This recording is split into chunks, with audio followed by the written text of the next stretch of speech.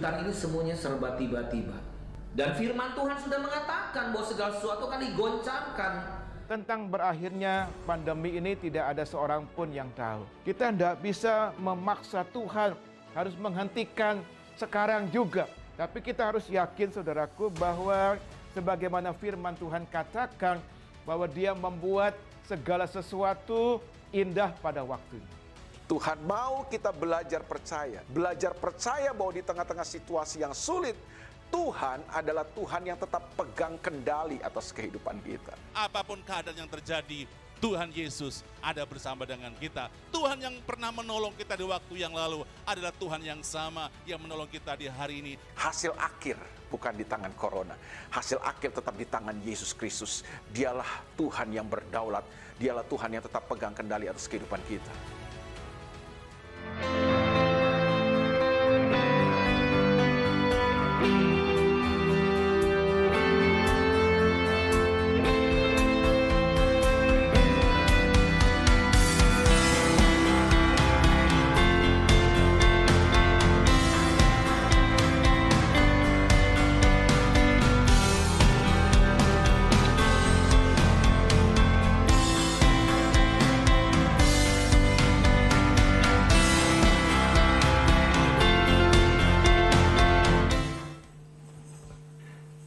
Tuhan baik, manusia tidak baik, kecuali kalau sudah lahir baru. Sekarang sesi yang ke-6 tentang keuangan. Ada banyak orang mengatakan, ya kita tidak bisa hidup tanpa uang. Kenapa keuangan lu mesti diperhateli, diperiksa? Karena Alkitab memberikan hal yang sangat penting terhadap keuangan. Sebab manusia itu bisa ketahuan bagaimana kualitas rohaninya ketika dia mendapatkan uang banyak. Kalau biasanya tiap hari cuma dapat 10.000, sekarang tiap hari 1 miliar. Bagaimana sudah tak gemetar? Gemetar. Sudah pernah dapat 100 miliar? Oh, belum teruji. Ya. Dan penyesatan daripada keuangan itu bisa begitu jauh sekali. Sebab Tuhan tidak untuk perjanjian baru, Tuhan tidak mengatakan jangan engkau menyembah Mamon, atau jangan engkau menyembah arca dan sebagainya. Itu sudah lewat. Tapi Tuhan ganti, barang siapa yang mencintai Tuhan dan Mamon. Jadi Mamon itu menandingi Kristus. Ada orang Kristen yang lebih menghargai Mamon daripada Kristus. Tapi berbahagialah orang Kristen yang menghargai Kristus lebih dari Mamon. Betul? Mamon itu artinya lekat lalim. Uang itu kalau sudah melekat di hati manusia, dia jadi lalim. Lalim itu apa artinya lalim? Jahat. Ya.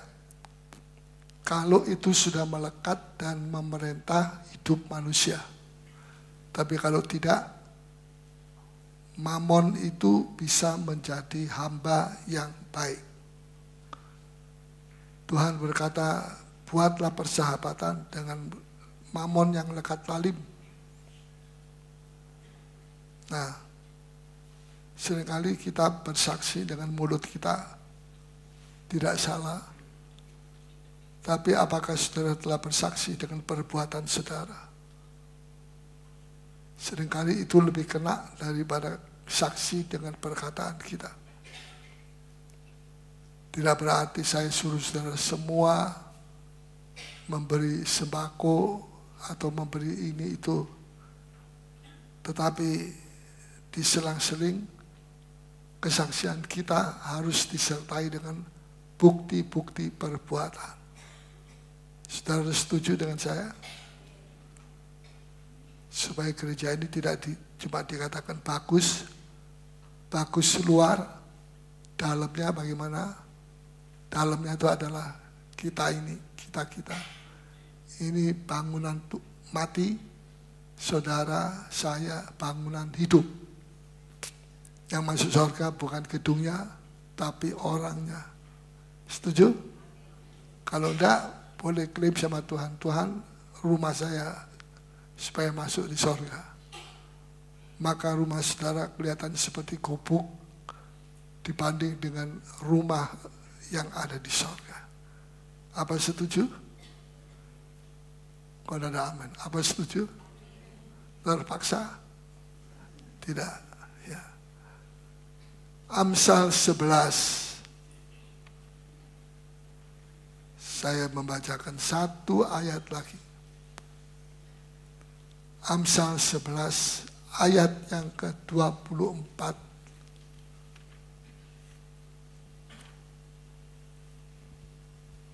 Ada yang menyebar harta, tetapi bertambah kaya.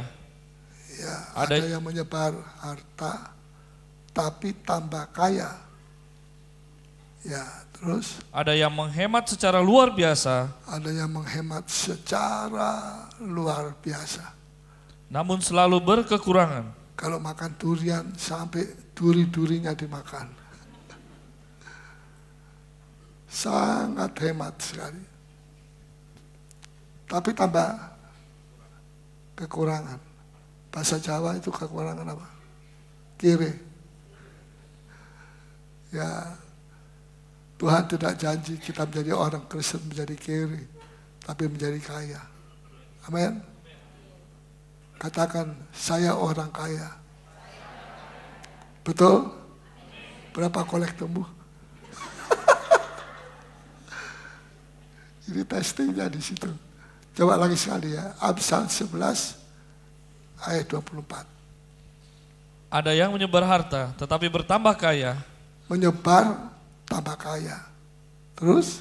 Ada yang menghemat secara luar biasa. Yang menghemat itu sudah hemat. Pakai secara luar biasa. Bukan secara biasa, tapi luar biasa. Terus? Namun selalu berkekurangan. Selalu berkekurangan. Ini bukti bahwa berkat Tuhanlah yang membuat saudara kecukupan. Bukan menghemat sampai tidak makan. Ya kalau puasa boleh. Tidak makan, karena tadi pagi sudah makan bubur, kacang hijau, siang malam tidak makan. Itu menghemat yang salah. Sebab di sini dikatakan ada yang menghemat secara luar biasa. Luar biasa, katakan sama-sama. Jadi ada orang yang tidak punya uang, tidak bisa makan, perutnya dikencangkan dengan sabuk, dengan selepeknya. Ini luar biasa. Saya kira ada orang mau apa di situ. Ini secara luar biasa yang tidak manusiawi. Menghemat secara luar biasa. Namun selalu berkekurangan. Apa janji Tuhan berkekurangan? Tidak. Siapa yang menyebarkan harta benar? Contoh-contoh yang paling gampang adalah janda Sarfat. Dia menyebarkan tiap hari makanan tepung, dibuat makanan untuk Elia. Janda miskin dalam Injil Lukas yang dipuji oleh Tuhan. Tuhan duduk dekat peti di mana orang-orang Farisi bisa memasukkan kolektornya. Dan Tuhan duduk di dekat situ. Berarti Tuhan itu sangat memperhatikan bagaimana cara kita berkorban. Karena apa yang kita korbankan sekarang, itu juga berasal dari Tuhan. Betul? Tuhan tidak terima persembahan dari berhala-berhala, tapi dari Dia, kembali untuk Dia, kata ayat firman Tuhan. 5 ketul roti bisa untuk 5.000 orang laki-laki. Saya kira wanita juga banyak. Kalau dikalikan 2 sudah 10.000, belum anak-anak kecilnya, tidak masuk akal. Sisanya, hasilnya makan sampai kenyang, dan sisanya berapa bakul? 12 bakul. Apa itu sisa? Tidak. Bukan sisa. Sebab kalau dikatakan sisa, sisanya lebih banyak dari modalnya. Ini satu mukjizat. Tuhan mau tunjukkan bahwa sisanya masih lebih banyak dari modal 5 ketul roti tadi. Bisa nangkap? Nah, jadi kesimpulannya, apa itu sisa? Kalau 5 ketul roti diberkati, kemudian sisa 2 ketul, kita bisa bilang ini sisanya. Tapi kalau hasilnya, sisanya 12 keranjang, bukan ketul, 1 ketul kira-kira segini. Keranjang yang besar-besar. Maka kesimpulannya itu bukan sisa, tapi berkelimpahan. Ya, jadi seringkali pikiran kita menentang, tidak mau percaya. Kita harus datang kepada pikiran Kristus, bukan pikiran kita. Nah, kalau dikatakan menghemat secara luar biasa, makin kekurangan, menyebarkan harta, memberi maksudnya, tapi makin kaya, itu hukum apa yang berlaku? Memberi, menghemat lebih kekurangan, memberi lebih diberkati. Hukum apa itu? Siapa yang tahu? Hukum keseimbangan? Saya kira tidak. Itu bukan hukum ini atau hukum itu.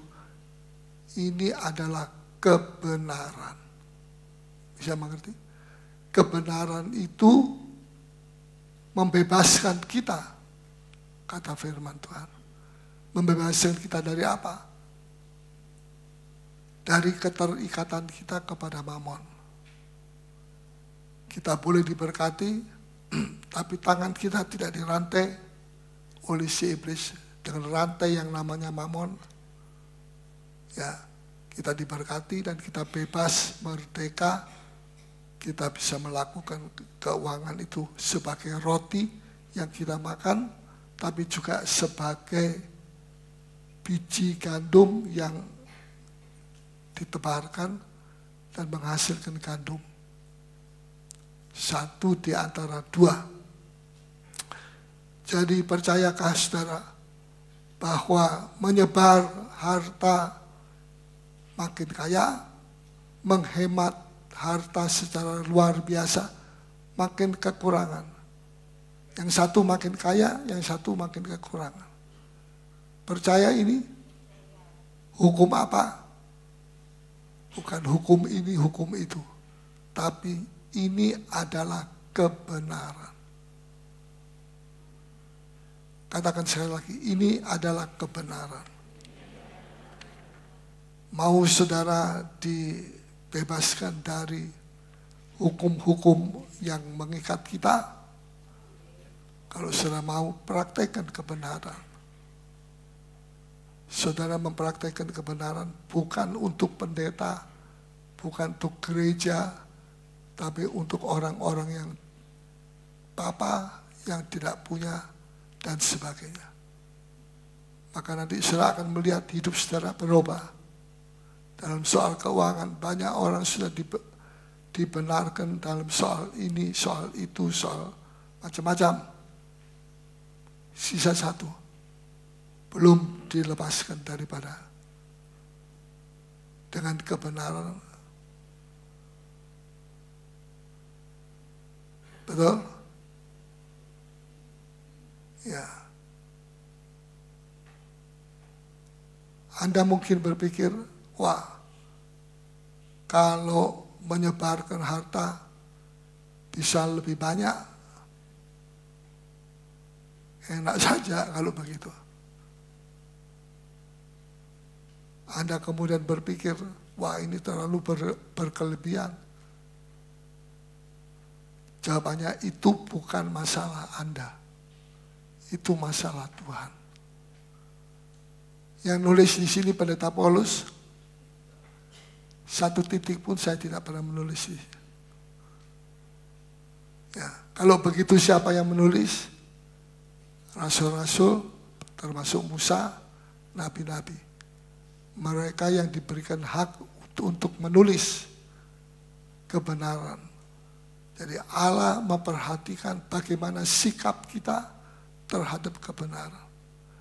Kalau kebenaran kita tidak bisa mengatakan, oh itu sudah kuno. Sekarang tidak lagi begitu, sekarang lain. Kalau begitu firman Tuhan ini perlu direvisi. Betul? Apa perlu direvisi? Tidak. Anda pikir tadi terlalu berlebihan? Itu bukan masalah Anda. Anda berkata dalam hati, ayat ini perlu direvisi, Yohanes pasal yang ke-8, perlu direvisi. Jawabannya adalah itu bukan masalah Anda. Bagaimana bisa jadi begitu? 5 ketul roti bisa untuk 5.000 orang laki-laki, belum termasuk wanita. Bagaimana bisa jadi demikian? Itu masalah, bukan masalah Anda. Petrus pernah mengalami seperti itu. Ya, tetapi kita memuji Tuhan, mengucap syukur, jangan berbantah-bantah dengan Tuhan, dan itulah yang berkenan kepada Tuhan. Petrus satu malam gagal menangkap ikan. Pagi-pagi dia capek. Orang kalau gagal capek, ya mukanya jadi panjang, lipstiknya lebih panjang sedikit, lebih lebar. Kenapa? Stres. Banyak orang mati karena kanker, karena stres.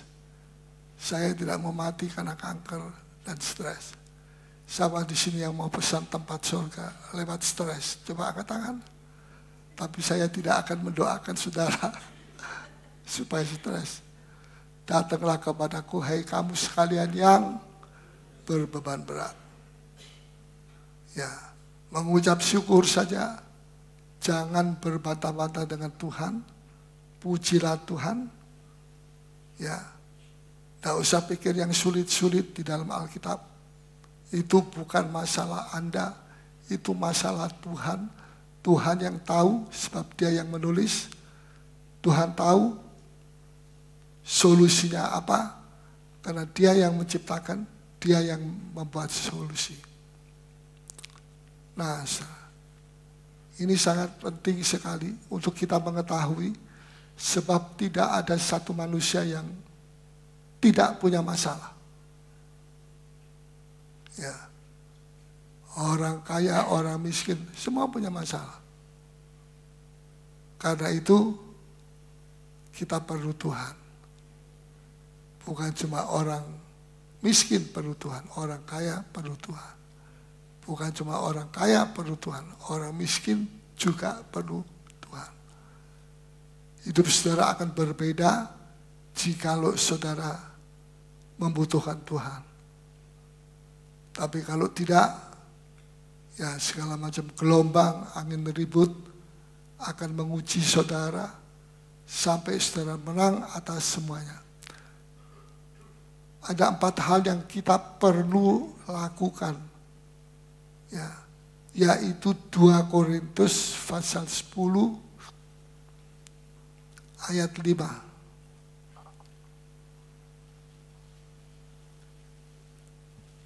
Saudara bisa dengar yang belakang? Bisa? Oke. 2 Korintus 10 ayat yang ke-5. Kami mematahkan setiap siasat orang dan merubuhkan setiap kubu yang dibangun oleh keangkuhan manusia untuk menentang pengenalan akan Allah. Kami menawan segala pikiran dan menaklukkannya kepada Kristus. Ayat berapa itu? Ayat 5. Ya. Kami mematahkan setiap siasat orang. Tolong ditulis. Mematahkan. Yang kedua, dan merobohkan setiap kubu yang dibangun oleh keangkuhan manusia. Yang kedua, merobohkan. Belum ditulis? Tidak bisa ditulis. Yang ketiga, untuk menentang pengenalan akan Allah. Ya, lagi ya, ayat 5. Kami mematahkan setiap siasat orang. Dan merobohkan 2, setiap kubu yang dibangun oleh keangkuhan manusia. Nanti saya akan jelasin. Untuk menentang pengenalan Allah akan Allah. Ketiga, kami menawan. Ini yang ketiga, menawan segala pikiran. Pikiran tidak percaya, pikiran bukan dari Kristus, pikiran dunia, pikiran orang dunia. Itu kita tawan. Segala pikiran. Jadi pikiran kita ini mesti ditawan. Kalau tidak dia lari sini, lari sana, lari. Ya ada jalurnya semua, itu iblis buat jalur. Ada yang namanya jalan putus asa, jalan mau bunuh diri, dan sebagainya. Ditawan segala pikiran. Paulus bilang begitu jelas sekali. Bukan cuma kami menawan, tapi apa yang kita tawan. Di sini dikatakan segala pikiran. Ya, termasuk pikiran orang duniawi. Sebab itu hati-hati dalam pergaulan. Sebab orang baik bisa jadi jahat karena pergaulan yang jahat. Ya. Dan yang keempat, menaklukkannya kepada Kristus. Ada 4 poin yang harus kita lakukan. Ya, jadi iblis membangun benteng di dalam otak kita, dalam pikiran kita. Benteng itu penuh dengan senjata. Ada yang senjata namanya putus asa. Ada yang senjata namanya tawar hati. Ada senjata yang namanya mustahil. Tidak mungkin. Ya, dan sebagainya dan sebagainya. Dan iblis bertakhta di situ. Makanya orang Kristen itu tidak bisa dengar firman dengan baik. Karena ada yang menguasai di dalam pikirannya. Ada kubu. Kubu itu apa? Benteng ya. Dia bangun benteng dan dia masukkan senjata tidak percaya, senjata macam-macam. Dia simpan di sini.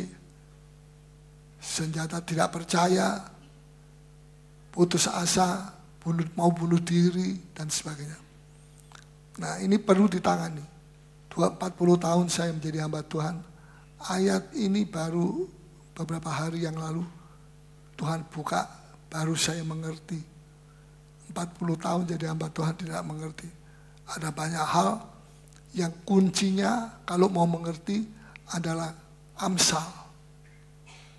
Kenapa? Karena Amsal berisi hikmat daripada Allah. Dan hikmat itu, permulaan hikmat adalah takut akan Tuhan. Kalau saudara takut akan Tuhan, saudara aman. Tapi kalau saudara tidak takut akan Tuhan, biar saudara puasa, biar saudara sembahyang jengking sampai pantatnya di atas, kepala di bawah, tidak ada kuasa. Betul. Tapi kuasa itu datang pada saat kita menghancurkan kubu yang ada di dalam pikiran kita. Yang pertama tadi dalam ayat 5 2 Korintus, kami mematahkan setiap siasat orang. Mematahkan setiap siasat orang. Siasat orang adalah siasat iblis. Betul? Satu di antara dua. Siasat dari Roh Kudus, siasat dari iblis. Nah, kalau dari iblis, dia akan bangun benteng di dalam otak kita, pikiran kita. Benteng itu macam-macam. Ya, kadang-kadang benteng itu bilang, oh saya tidak bisa. Belum dicoba, tidak bisa. Bawa jiwa ya, oh tidak bisa, saya tidak bisa ngomong. Tapi sementara dia bilang tidak bisa ngomong, dia ngomong. Ya, jadi dia tidak sadar bahwa Tuhan mau pakai dia. Nah, orang yang tidak sadar membuang waktu ini, dia berputar-putar sampai capek jasmani rohani, baru dia melihat ada solusi dari Tuhan. Kita tidak perlu cari pekerjaan, Tuhan sediakan pekerjaan. Dan kalau itu berhasil, bukan karena kita, tapi itu karya Allah. Kita ini apanya? Hambanya saja. Bukan pejabat kayak seperti di pemerintahan. Jalannya kayak bos. Tidak. Kita ini sederhana. Salah satu kubu benteng yang lain yang harus dipatahkan adalah saya tidak bisa. Saksi, tidak bisa. Nyanyi, tidak bisa. Ngomong, bisa. Gosip, lebih bisa lagi. Rupanya dia orang belum bertobat atau bagaimana. Tidak ngerti saya. Ya, saya tidak bisa. Mestinya bersama Tuhan saya bisa. Berapa tahun yang lalu ada 2 orang gadis Kristen begitu berapi-api dan mereka membaca Petrus menyeberang jalan di atas air, dapat ikan banyak. Apa bedanya Petrus dengan kita? Sama toh? 2 gadis ini ingin supaya bisa jalan. Akhirnya disepakati mereka turun ke sungai Yang. Sungainya lebar sekali. Dalam nama Tuhan saya jalan di atas air. Apa? Tenggelam. Loh, katanya Allahnya Petrus sama dengan Allahnya 2 gadis. Betul sama. Firman Allah tidak pernah berubah. Betul. Tapi satu, adakah perintah Tuhan saat itu untuk jalan menyeberang? Tidak. Kalau tidak ada perintah, jangan melakukan dengan kemauan sendiri. Perintah Tuhan penting. Kalau Tuhan bilang kepada Petrus, Petrus silahkan sekarang engkau menyeberang. Datang kepada aku. Petrus punya iman.